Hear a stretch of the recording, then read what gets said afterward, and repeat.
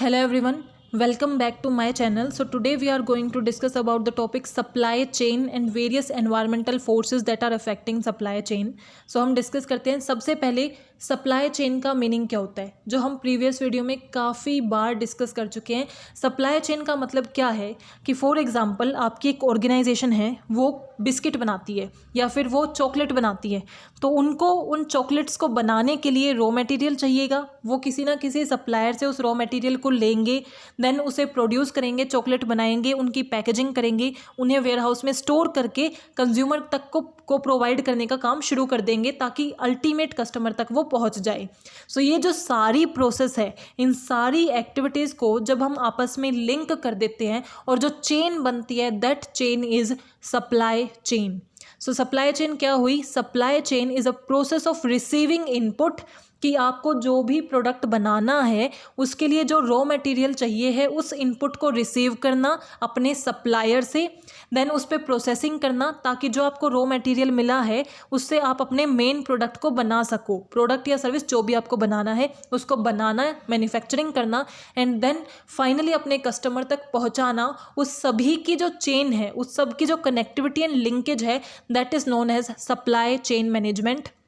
Supply chain management is the active management of supply chain activities to maximize customer value and to achieve sustainable competitive advantage. तो सबसे पहले मैंने बताया कि supply chain क्या है, कि आप क्या कर रहे हो, जो भी आपका शुरू से वर्क करना है उससे आपको प्रोवाइड कराना, मीन्स जहाँ से आपको वर्क शुरू करना है और जहाँ ख़त्म होगा उसके बीच में सभी के लिंकेज को हम क्या बोलते हैं? Supply chain. और इस लिंकेज को मैनेज करने को हम क्या बोलते हैं? Supply chain management. इस लिंकेज को हम क्यों मैनेज करते हैं? फॉर एग्जाम्पल, हमारे कस्टमर ने हमें क्या दिया? ऑर्डर दिया, और हम क्या बनते हैं? जस्ट इन टाइम पे वर्क कर रहे हैं, या फिर हम क्या करते हैं? ऑर्डर मिलने के बाद मैन्युफैक्चरिंग स्टार्ट करते हैं। केक बनाना आप शुरू करते हो पहले ऑर्डर मिलने के बाद। तो आपको ऑर्डर मिला, आपको केक के लिए आटा चाहिए था, जो भी चाहिए था, मीन्स जो जो चीज़ें आपको रिक्वायरमेंट थी, आपको बिस्किट चाहिए थे, चॉकलेट चाहिए थी, जो चीज़ें चाहिए थी आप सब लेके आए। So that is raw material. सबसे पहले आप रॉ मटेरियल लेके आए, देन आपने वर्किंग स्टार्ट की, पेस्ट बनाया, ओवन में डाला, उसे पकाया, तो मैन्युफैक्चरिंग किया। अब मैन्युफैक्चरिंग करने के बाद आप क्या करते हो? आपने किसी डिलीवरी बॉय को रख रखा है, जो भी, उसके थ्रू आप अपने अल्टीमेट जिसने ऑर्डर दिया था उस कस्टमर तक पहुंचाते हो, राइट? अब ये जो आपने सारे काम किए, that is your supply chain. और इसको आपको मैनेज करना क्यों ज़रूरी है? कि जब आपके कस्टमर ने उसे मांगा है तब आप उसे तभी प्रोवाइड कर सकते हो जब आपके सारे ये टास्क आपस में कनेक्टेड हों और अच्छे से मैनेज हों। आपको रॉ मटेरियल चाहिए था केक बनाने के लिए, वो मिला ही नहीं, तो आप केक कैसे बनाओगे? और आपने केक बना भी दिया, मान लो आपके पास रॉ मटेरियल आया, केक आपने बना दिया, बट आपका डिलीवरी बॉय ये काम नहीं कर रहा, या फिर आपने डिलीवरी के लिए दिया बट वो अभी तक नहीं पहुंचा। तो इसका मतलब सारी एक्टिविटी बहुत ज़रूरी हैं ताकि आप अपने प्रोडक्ट को बना के कस्टमर तक पहुंचा सको, तो कस्टमर को आप सेटिस्फेक्शन प्रोवाइड कर सकोगे। तो कस्टमर को अच्छी सर्विसेज, अच्छी वैल्यू प्रोवाइड करने के लिए it is very important that you maintain और manage every aspect of your supply chain. इसीलिए सप्लाई चेन मैनेजमेंट क्या है? बहुत इंपॉर्टेंट है। और ये कहाँ से स्टार्ट होता है? सबसे पहले रॉ मटेरियल होता है, देन रॉ मटेरियल के बाद क्या आता है? हमारी इनबाउंड लॉजिस्टिक। इनबाउंड लॉजिस्टिक का मतलब क्या है? मैंने रॉ मटेरियल खरीदा, अब मैं एक केक बना रही थी तो ऑब्वियसली मैं साथ साथ रॉ मटेरियल को वर्क कर रही हूँ। बट एक बड़ी ऑर्गेनाइजेशन है जिसको एक दिन में लाखों केक बनाने हो, तो आप सोचो कि वो ऐसा थोड़ी है कि रॉ मटेरियल आया और काम करना शुरू कर दिया। उसका एक वेयर हाउस होगा जहाँ पे वो रॉ मटेरियल रखा जाएगा, that is inbound logistic. Then उसकी मैन्युफैक्चरिंग करेंगे, मैन्युफैक्चरिंग करने के बाद उसे क्या करना? पार्सल कर देना है, उसे पैक कर देना, दैट इज़ आउटबाउंड लॉजिस्टिक, कि ऐसे वेयर हाउस में रखना जहाँ से डिस्ट्रीब्यूटर उसे उठाएंगे और फिर कस्टमर तक पहुँचाएंगे। इन सारी एक्टिविटीज़ को हम बोलते हैं सप्लाई चेन, और इनकी मैनेजमेंट को supply chain management. And that management is very very very important, because तभी आप अपने कस्टमर को टाइमली जो प्रोडक्ट है एक अच्छी वैल्यू के साथ प्रोवाइड कर सकते हो। अब जब आपकी सप्लाई चेन होती है तो उसके अंदर 5 फ्लो होते हैं। First is physical flow, second is title flow, third is payment flow, fourth is information flow. So सबसे पहले हमारा क्या है? Physical flow. फिजिकल फ्लो का मतलब क्या है? गुड्स का फ्लो होना। तो गुड्स कैसे फ्लो होते हैं, देखो हमारी सप्लाई चेन कहाँ से स्टार्ट होती है, सप्लायर से लेके कस्टमर तक होती है। बीच में हमारे सारे काम हो जाते हैं कि हमने मैन्युफैक्चरिंग की, फिर डीलर को दे दिया, जैसे शॉप्स को आपने दे दिया ताकि कस्टमर तक पहुंच सके। तो गुड्स किस तरीके से जाएंगे, कस्टमर तो गुड्स भेजेगा नहीं, गुड्स कौन भेजेंगे, ऑब्वियसली सप्लायर भेजेंगे। तो गुड्स का फ्लो कैसा होगा, सप्लायर टू कस्टमर, किस साइड मूव करेगा, इस तरीके से मूव करेगा, सप्लायर से कस्टमर की तरफ फिजिकल फ्लो होता है। So that is physical flow. I hope आपको अंडरस्टैंड हुआ होगा कि सप्लायर से कस्टमर की तरफ ही तो प्रोडक्ट आता है, तो वो हमारा फिजिकल फ्लो है। सेकेंड इज टाइटल फ्लो, यानी कि टाइटल का मतलब ओनरशिप। अब आप कोई सामान खरीदने जाते हो, उसे पैसे दे के जब खरीदते हो तो अब आप उसके ओनर हो गए ना। तो सप्लायर ने जिसने उसे बनाया था, ओनरशिप उससे किसे मिल जाती है, कस्टमर को। तो इसका मतलब जैसे फिजिकल फ्लो होता है, गुड्स जिसके पास जाते हैं ओनरशिप भी उसी के पास चली जाती है। सो टाइटल फ्लो भी कैसे मूव करता है, supplier to customer. Then payment flow, payment कौन करेगा, सप्लायर पेमेंट करेगा। सप्लायर तो आपको गुड्स दे रहा है ना, यानी कि आपने सप्लाई किया, फिर आपने मैन्युफैक्चरिंग की, तो गुड्स तो आपको आगे मिल रहे हैं। कस्टमर को अगर मुझे कोई चीज़ चॉकलेट मिली है तो उसके लिए पेमेंट तो मैं करूँगी। तो पेमेंट का फ्लो क्या होता है, रिवर्स होता है, जो कस्टमर टू सप्लायर फ्लो करता है। जैसे मुझे चॉकलेट बनानी है तो मैं हूँ मैन्युफैक्चरर। अब मुझे मैन्युफैक्चरर को क्या चाहिए थे, रॉ मटेरियल चाहिए था केक बनाने के लिए या चॉकलेट बनाने के लिए। तो सप्लायर ने ऑब्वियसली मुझे रॉ मटेरियल दिया है, तो पेमेंट तो मैं उसे दूंगी ना। तो पेमेंट का फ्लो किस तरीके से आता है, कस्टमर से सप्लायर की तरफ से फ्लो करता है। और अगर मुझे उन टाइटल है तो मैंने सप्लायर से अगर लिया है रॉ मटेरियल तो उसकी ओनर तो अब मैं बन गई। तो टाइटल का फ्लो कैसे हुआ, जो मैंने पहले बताया था कि हमारे सप्लायर से कस्टमर की तरफ हमारे टाइटल का फ्लो करता है।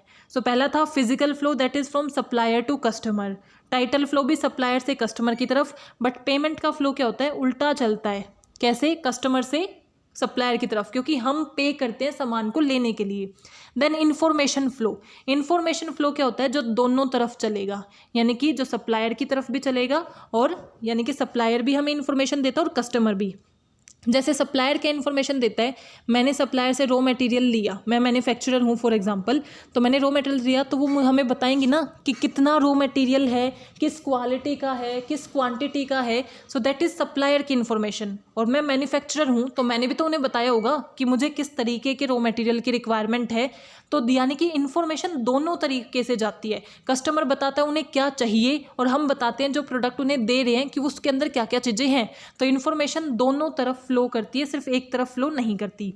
And last is promotion flow. Promotion का मतलब क्या है कि कम्युनिकेट करना। प्रमोशन कौन करेगा, ऑब्वियसली जिसको सामान बेचना है, तो सप्लायर से कस्टमर तक क्या होगा, उसका प्रमोशन का फ्लो होगा।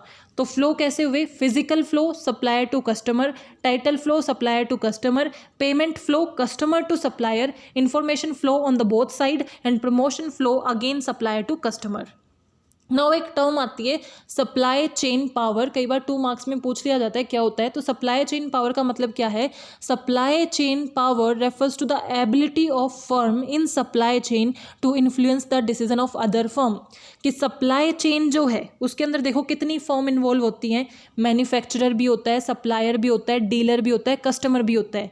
तो सप्लाई चेन पावर का मतलब क्या है, जितनी भी फर्म्स इन्वॉल्व हैं उसमें से किसी एक के पास इतनी पावर होना कि वो बाकी सबके डिसीजन को इन्फ्लुएंस कर सके, that is supply chain power. और वो किसी के पास भी हो सकती है। फॉर एग्जाम्पल, मेरे को केक बनाना है और उस केक के लिए जो मुझे रॉ मटेरियल चाहिए ना, उसके लिए सिर्फ एक सप्लायर है, बाकी किसी के पास वो रॉ मटेरियल है ही नहीं। तो वो पावर किसके हाथ में हुई, सिंपल सी बात है, सप्लायर के हाथ में हुई। सप्लायर को पता है कि मैंने उससे नहीं खरीदा तो मुझे और कहीं से नहीं मिलेगा, तो वो जिस प्राइस पे बोलेगा मुझे उसी प्राइस पे खरीदना पड़ेगा। सो एक ऐसी फर्म जिसके पास सबसे ज़्यादा पावर हो, बाकियों के डिसीजन को भी इन्फ्लुएंस कर सके, that is supply chain power. Now what are the environmental changes impacting supply chain management. तो आई होप आपको सप्लाई चेन का मीनिंग क्लियर होगा कि सप्लाई चेन क्या है और सप्लाई चेन मैनेजमेंट क्या है और इसमें किस तरीके से फ्लो होते हैं। अब कौन कौन से एनवायरमेंटल फैक्टर्स हैं जो सप्लाई चेन को, यानी कि जो वो एक्टिविटीज़ हैं उनको इन्फ्लुएंस करते हैं। तो एनवायरमेंटल फैक्टर की जब बात आ जाए ना, तो वही आपका पेस्टल एनालिसिस होता है। पॉलिटिकल, इकोनॉमिकल, लीगल, ये सारे फैक्टर्स क्या करते हैं, आपकी हर चीज़ को इन्फ्लुएंस करते हैं। तो अगर हम इकोनॉमिक फैक्टर की बात करें तो इकोनॉमिक फैक्टर का मतलब क्या है, किससे रिलेटेड फैक्टर, मनी से रिलेटेड फैक्टर, फाइनेंस से रिलेटेड फैक्टर। आपके पास पैसे हैं या नहीं, ऑब्वियसली वो आपकी सप्लाई चेन को इम्पैक्ट करेगा। अब पैसे ही नहीं होंगे तो आप किस तरीके से रॉ मटेरियल खरीदोगे, कस्टमर के पास पैसे नहीं होंगे तो वो कैसे प्रोडक्ट को खरीदेगा। तो आपकी इकोनॉमिक कंडीशन कैसी है, नेशन की इकोनॉमिक कंडीशन कैसी है, ये सारे आपके सप्लाई चेन को इन्फ्लुएंस करते हैं। और इसके अंदर वेरियस फैक्टर आते हैं, जैसे कि demand shock, price volatility, border delays, currency fluctuations. Demand shock का मतलब क्या है, डिमांड में एकदम से चेंज आना। मान लो कि आपको लगता था कि मीन्स आपने एज्यूम कर रखा था, फोरकास्ट कर रखा था कि आपकी जो प्रोडक्ट की डिमांड है, एक साल में आप कार बनाते हो और 100 कार की डिमांड होगी और डिमांड हो गई 50 की। तो इसका मतलब जो 50 आप एक्स्ट्रा प्रिपेयर कर रहे थे, उसके रिगार्डिंग जो आपने रॉ मटेरियल ले रखा था, उसकी वजह से कितना ज़्यादा लॉस आपको बियर करना पड़ा होगा। क्योंकि कस्टमर ने तो क्या किया, एक कस्टमर था, मान लो 50 कस्टमर ने लेने से मना कर दिया, इंडिविजुअली उन्हें इतना बड़ा इम्पैक्ट नहीं पड़ा, बट उससे मैन्युफैक्चरर को बहुत इम्पैक्ट पड़ा होगा क्योंकि उसने 50 और बनाने का रॉ मटेरियल ले लिया होगा। और सप्लायर को उससे भी ज़्यादा पड़ा होगा क्योंकि उसने तो रॉ मटेरियल बेच तक दिया था और प्रिपेयर करना शुरू कर दिया था। तो डिमांड शॉक को ही हम क्या बोलते हैं, बुल विप इफेक्ट भी बोलते हैं। इसका मतलब क्या, कस्टमर की तरफ से छोटा सा चेंज जो हमारे मैन्युफैक्चरर को और बड़ा चेंज देता है और सप्लायर तक पहुंचते पहुंचते वो बहुत ड्रास्टिक हो जाता है। क्योंकि यहाँ तो उन्होंने सिर्फ 50 कार लेने से मना किया जो इंडिविजुअल लेवल पे थे, यानी कि हर कस्टमर ने मीन्स 50 कस्टमर बैकआउट हो गए कि अभी वो नहीं ले रहे, मे बी नेक्स्ट ईयर ले और नेक्स्ट टू नेक्स्ट ईयर ले। बट जिसकी वजह से मैन्युफैक्चरर को तो बहुत इंपैक्ट पड़ा होगा ना, क्योंकि ये तो 100 कार बनाने के काम पे लगा हुआ है। और उससे ज़्यादा इम्पैक्ट सप्लायर को पड़ा होगा क्योंकि उसने तो वो रॉ मटेरियल प्रिपेयर तक कर लिया होगा। तो इसका मतलब एक छोटा सा चेंज डिमांड के अंदर बहुत ज़्यादा इम्पैक्ट डालता है, किस चीज़ के ऊपर, हमारी पूरी प्रोसेसिंग या सप्लाई चेन के ऊपर। Demand shock, then price volatility, यानी कि प्राइस के अंदर चेंज आने से ऑब्वियसली सप्लाई चेन चेंज होती है क्योंकि प्राइस बढ़ेंगे घटेंगे तो कस्टमर की डिमांड बढ़ेगी घटेगी, उसके बेस पे मैन्युफैक्चरिंग के अंदर भी फ्लक्चुएशंस होंगी। बॉर्डर डिलेज, कि आपने कोई सामान खरीदा है जो अलग बॉर्डर पे है, यानी कि मान लो आपको दूसरे नेशन में भेजना है या एक स्टेट से दूसरे स्टेट में भेजना है, उसकी वजह से अगर डिले हो रहे हैं, रॉ मटेरियल टाइम पे नहीं आ रहा, बॉर्डर डिले होंगे तो ऑब्वियसली रॉ मटेरियल टाइम पे नहीं पहुंच पाएगा या फिर कस्टमर को प्रोडक्ट का टाइम पे नहीं मिलेगा, तो जिससे सप्लाई चेन अफेक्ट होगी। Currency fluctuation, that is also an economic factor, जिसकी वजह से क्या होती है, हमारी डिमांड चेंज होती है और वो सप्लाई चेन को इम्पैक्ट डालती है। एनर्जी शॉर्टेज, अगर आप जिस काम कर रहे हो, मीन्स आपकी मैन्युफैक्चरिंग चल रही है, वहाँ पे पावर फैसिलिटी अवेलेबल ही नहीं है, तो क्या आपकी प्रोसेसिंग हो पाएगी, नहीं हो पाएगी। प्रोसेसिंग नहीं हुई तो टाइमली प्रोडक्ट नहीं प्रोवाइड कर पाओगे, तो सप्लाई चेन पे इम्पैक्ट पड़ेगा। टैरिफ, टैक्स जो लगते हैं, ये सारी चीज़ें, टैक्स ज़्यादा लगेंगे तो प्राइस बढ़ जाएगा, प्राइस बढ़ेगा तो डिमांड फ्लक्चुएट होगी और फिर से आपकी जो सप्लाई चेन है उस पर इम्पैक्ट पड़ेगा। So these all are the economic factor that affect your supply chain management. Now technological factor that affect supply chain management, obviously technology affect करेगी क्योंकि जैसे जैसे टेक्नोलॉजी डेवलप हो रही है, ऑटोमेशन का कॉन्सेप्ट आ रहा है। ऑटोमेशन यानी कि आपको पीपल की रिक्वायरमेंट नहीं है, ह्यूमन रिसोर्स की उतनी रिक्वायरमेंट नहीं है, सारा काम ऑटोमेटिक हो जाएगा, रोबोट कर देंगे, आर्टिफिशियल इंटेलिजेंस कर देंगे। तो इसके अंदर वही हमारी टेक्नोलॉजिकल चीज़ें आती हैं जो हमारी सप्लाई चेन को इम्पैक्ट करेंगी, जैसे कि आर्टिफिशियल इंटेलिजेंस, जो AI का कॉन्सेप्ट आने वाले टाइम में बहुत ज़्यादा डेवलप होगा, बहुत ज़्यादा एक्सपेंडेड होगा। सो आर्टिफिशियल इंटेलिजेंस है जो सप्लाई चेन को इम्पैक्ट करेगी। ड्रोन, रोबोट, अगर इनके थ्रू काम होना शुरू हो गया तो वर्किंग फास्ट हो जाएगी, वर्किंग चेंज हो जाएगी, जिससे सप्लाई चेन पे इम्पैक्ट पड़ेगा। इलेक्ट्रिकल व्हीकल्स हैं, ऑन डिमांड डिलीवरी, IoT का आप यूज़ करोगे। So these are the various technological means जो आपकी सप्लाई चेन को क्या कर सकते हैं, इम्पैक्ट डाल सकते हैं। क्योंकि ये सारी चीज़ें यूज़ होंगी तो ऑब्वियसली वर्किंग चेंज होगी और वर्किंग चेंज होगी तो सप्लाई चेन की एक्टिविटीज़ पे इम्पैक्ट पड़ेगा। Now talent shortage, talent shortage की वजह से भी क्या होता है, सप्लाई चेन मैनेजमेंट पे इम्पैक्ट पड़ता है। टैलेंट की कमी है, तो इससे हमारा काम क्या हो जाएगा, थोड़ा डिफिकल्ट हो जाएगा। जो काम हमें करना है, जो काम सप्लायर को करना है, मैन्युफैक्चरर को करना है, डीलर को करना है, उसमें प्रॉब्लम आएंगी। और स्पेशली शॉर्टेज किसकी है, डाटा इंजीनियर्स की, मॉडलर्स की, साइंटिस्ट की और रिसर्चर्स की, इनकी बहुत शॉर्टेज है। तो इनकी शॉर्टेज की वजह से जो इम्प्रूवमेंट हो सकती थी, जो इनोवेशंस हो सकती थी, वो नहीं होंगी। और ऐसा हो सकता है बैरियर या हर्डल आए सप्लाई चेन मैनेजमेंट में, तो टैलेंट की शॉर्टेज भी सप्लाई चेन मैनेजमेंट को इम्पैक्ट डाल सकती हैं। चेंजिंग कंज्यूमर प्रेफरेंसेस, कि कस्टमर की प्रेफरेंसेस बहुत मैटर करती हैं। अब आज जो वो डिमांड कर रहे हैं, ज़रूरी थोड़ी है कि कल भी वही डिमांड होगी, परसों भी वही डिमांड होगी। उनके टेस्ट प्रेफरेंसेस टाइम के साथ चेंज होते हैं। जो ट्रेंड आता है, जो फैशन में आता है, वो वही यूज़ करना स्टार्ट कर देते हैं। तो कस्टमर की प्रेफरेंस चेंज होने से डिमांड चेंज होगी, और वो चेंज होगी तो ऑब्वियसली सप्लाई चेन पे इम्पैक्ट पड़ेगा। पॉलिटिकल फैक्टर आपकी सप्लाई चेन पे इम्पैक्ट डालते हैं, क्योंकि मान लो आपकी जो सप्लाई चेन है उसके लिए आपको रॉ मटेरियल चाहिए। अगर आप वो दूसरे स्टेट से ले रहे हो जहाँ दूसरी पॉलिटिकल पार्टी है, तो कितना डिफिकल्ट हो जाता है डीलिंग करना। डिलेज होते हैं, बॉर्डर डिले जो अभी हमने डिस्कस किया।